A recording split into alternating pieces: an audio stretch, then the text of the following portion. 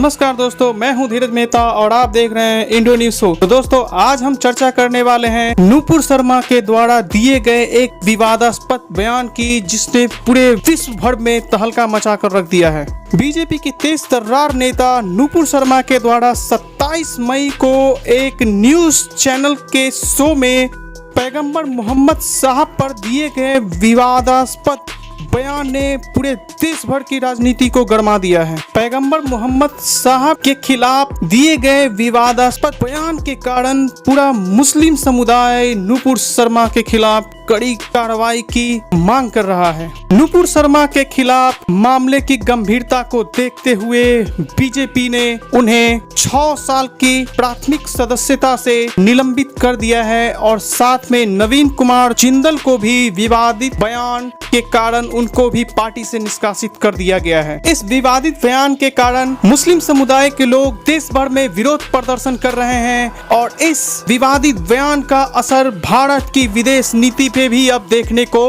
मिलने लगा है। इस्लामिक देशों का संगठन ऑर्गेनाइजेशन ऑफ इस्लामिक कॉरपोरेशन ने भारत से माफी की मांग की है।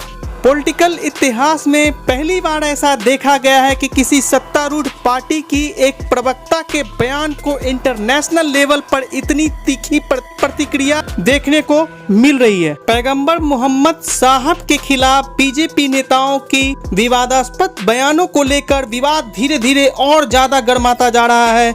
इस विवादित बयान को लेकर दुनिया के कई मुस्लिम देशों ने भारत के राजनयिकों को बुलाकर अपनी नाराजगी जताई है। खाड़ी के कई देश भारतीय राजनीतिकों को तलब कर रहे हैं और अपना विरोध जता रहे हैं। नुपुर शर्मा की इस विवादास्पद बयान ने भारत के सामने एक बहुत बड़ी कूटनीतिक मुश्किल को खड़ा करके रख दिया है।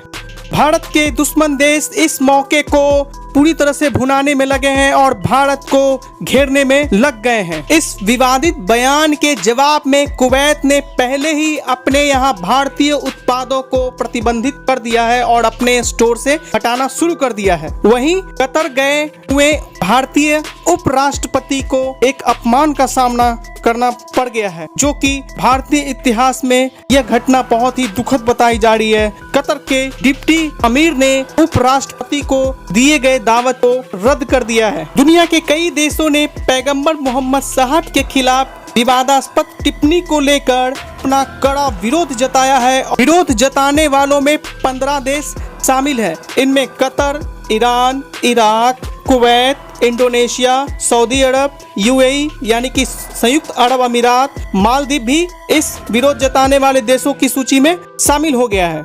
इसके अलावा बीजेपी नेताओं की टिप्पणियों की आलोचना करने वाले देशों में ओमान, जॉर्डन, बहरीन, अफगानिस्तान और पाकिस्तान भी शामिल हो गया है। पैगंबर मोहम्मद साहब के खिलाफ दिए गए बयान से अल-कायदा पूरी तरह से भड़क गया है और उसने भारत में आत्मघाती हमले करने की धमकी दी है। कायदा के सहयोगी संगठन AQIS ने कहा है कि वह पैगंबर मोहम्मद का अपमान करने के खिलाफ दिल्ली, मुंबई, यूपी और गुजरात में आत्मघाती हमले करेगा। अल-कायदा ने एक पत्र जारी करके कहा है कि वह इन हमलों में हिंदुओं को निशाना बनाएगा। रक्षा विशेषज्ञ इस धमकी को हल्के में लेने की सलाह नहीं दे रहे हैं और अल-कायदा की धमकी के बाद भारतीय सुरक्षा एजेंसियां काफी चौकन्नी हो गई है और इसकी जांच में जुट गई है। इस विवादित बयान को लेकर जब OIC ने यानी कि ऑर्गेनाइजेशन ऑफ इस्लामिक कॉरपोरेशन ने भारत से